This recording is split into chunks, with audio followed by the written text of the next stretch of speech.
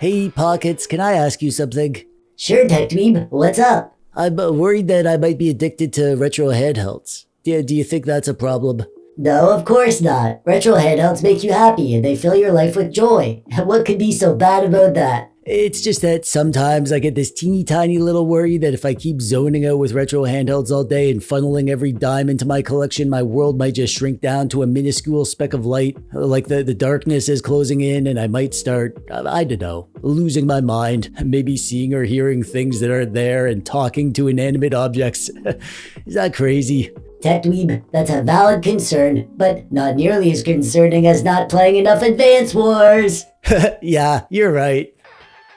You should start a fire. What? What?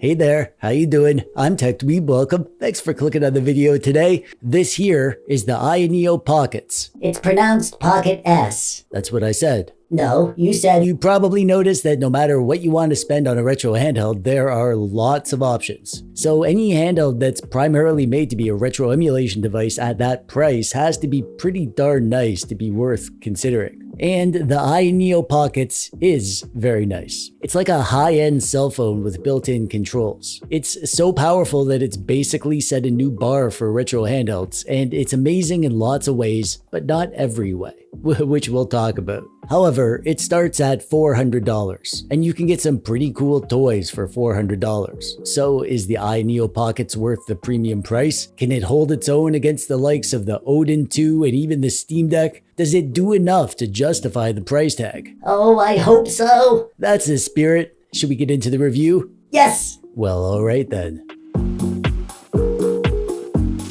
The Ayaneo Pockets is part of Ayaneo's latest line of products called the Remake Collection. There are other products in this line that I haven't been able to check out yet, but I really want to because I know I love them. But this one, the Ayaneo Pockets, is one that I had no idea if I'd like it or not. I didn't know if I'd like you either, TechDweeb. Well, what do you think about me now? Not that great, to be honest. What?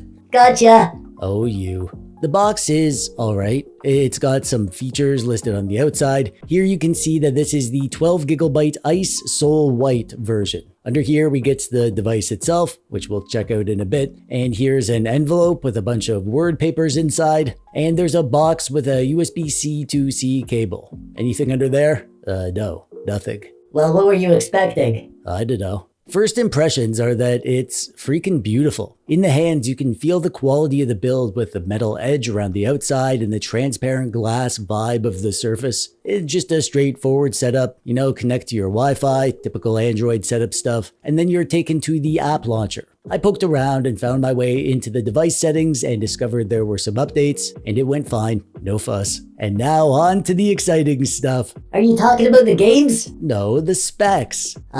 Specs aren't exciting. They're boring. Don't yuck my yum. The Ayaneo Pockets is powered by the Snapdragon G3X Gen 2 processor, which is a fancy new chip designed by Qualcomm specifically for mobile gaming. There are several different models of the Pockets with different storage and RAM configurations, and it comes in black or white. Mine is the white 12GB version with 128GB of internal storage. Oh, and the RAM is LPDDR5X RAM running at a speed of 8,533 megabits per second. The screen is 6 inches. There's a 1440p version of the screen available, but my version has a 1080p screen. And all versions have a big old 6,000 milliamp hour battery, Wi-Fi 7, Bluetooth 5.3, Hall effect joysticks and triggers, active cooling, and some other stuff that you can check out on their website, link below. Hey, Pockets, I'm gonna go grab a root beer. Would you mind telling the people what you're packing there? Oh, yeah, I can do that. Check it out. I've got dual Hall effect triggers, a D-pad in the lower configuration, face buttons, of course, start and select over here, and quick settings and Android Home over here. On top, I've got bumpers and Hall effect triggers, 2 more function buttons, a vent grill for active cooling exhaust, volume up and down, and a power button with a built-in fingerprint reader. On the right side, there's a power mode toggle, and on the left, there's a micro SD card hole with a protective cover. Underneath, I have dual downward firing stereo speakers, more ventilation, and a single USB-C hole for charging and video out. Nothing around back except my slim, tight booty.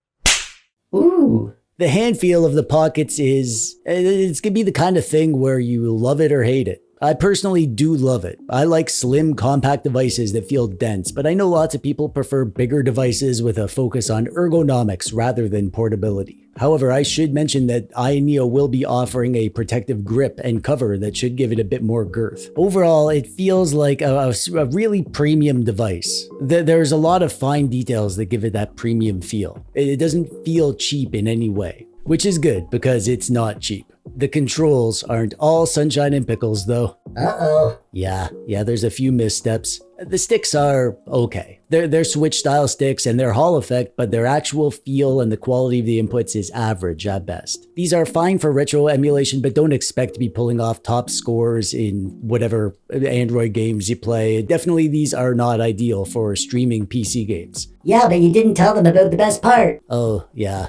There's customizable RBG around the sticks. Yeah, baby. If you're into that sort of thing. Isn't everybody? No. The face buttons are a nice high-quality membrane connection and they feel satisfying to push. If you look close, you'll see that the buttons have a transparent top layer. So the buttons and D-pad actually match the shell of the device, which is a unique touch that I haven't seen before. Good bumpers, wonderful Hall effect triggers with a comfortable shape and great sensitivity. And now onto the D-pad. TechDweeb, don't you think it's time for a root beer break? No pockets. I just had a root beer break. I'm gonna tell them about the D-pad. Do you have to? Yeah, I do.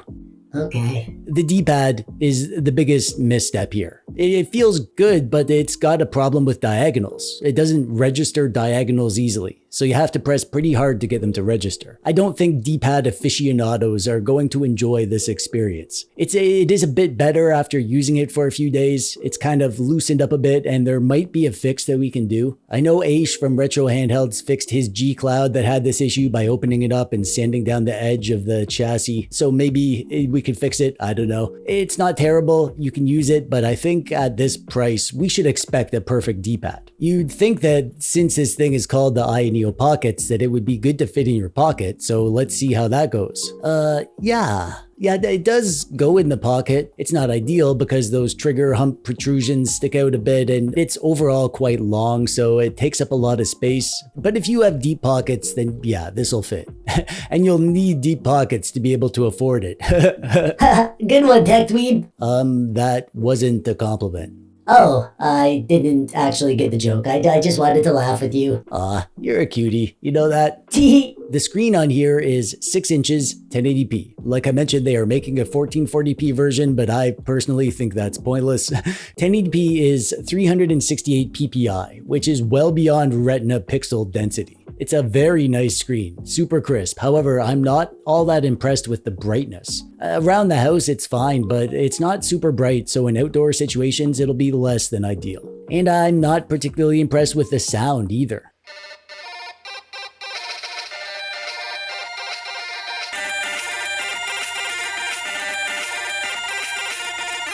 These speakers are downward firing, which isn't great, and they're not great speakers. They're a little bit tinny, pretty low on the bass. They're gonna be fine for retro gaming and they're not terrible or anything, but I'm looking at this from the perspective of a $400 device. Yeah, but check this out. Yeah, that's pretty impressive, Pockets. Yeah, it is.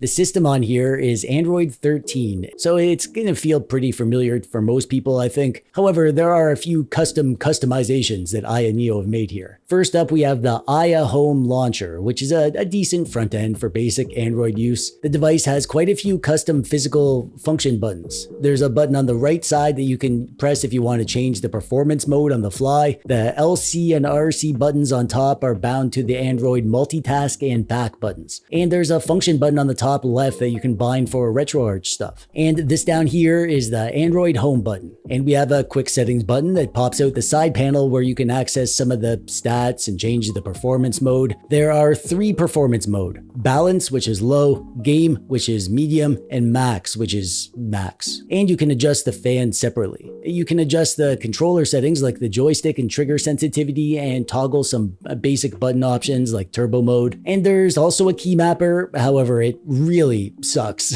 I tried to bind some controls to Call of Duty and it was literally unplayable. You probably want to use a third-party key mapper if you intend to do that sort of thing. You can access some quick handheld settings, some widgets for quick options, toggles, and the settings area where you can get to the Ayaneo handheld settings. And in here, you can change the lighting on the RBG, you can recalibrate the controls, download software updates, among other things. And finally, there's Space, which is their front-end game launcher for games, which works, but I don't bother with it because I'm an emulation station kind of dweeb. Overall, it's a wonderful, quick, snappy system. As an Android device, it works amazing. No complaints at all. Well, that's a first. Are you saying I complain a lot? Yep. Are you complaining that I complain a lot? Ah, I see what you did there. Let's talk about the performance now, because this is where the Ayaneo Pockets is going to shine. This thing is a freaking beast. This is nothing short of the new, most powerful retro handheld. Period. If there's something that you want to play that plays on Android, you can play it here. Here we're running with the brand new Snapdragon G3X Gen 2, and it is substantially more powerful than the previous generation, including the Snapdragon 8 Gen 2.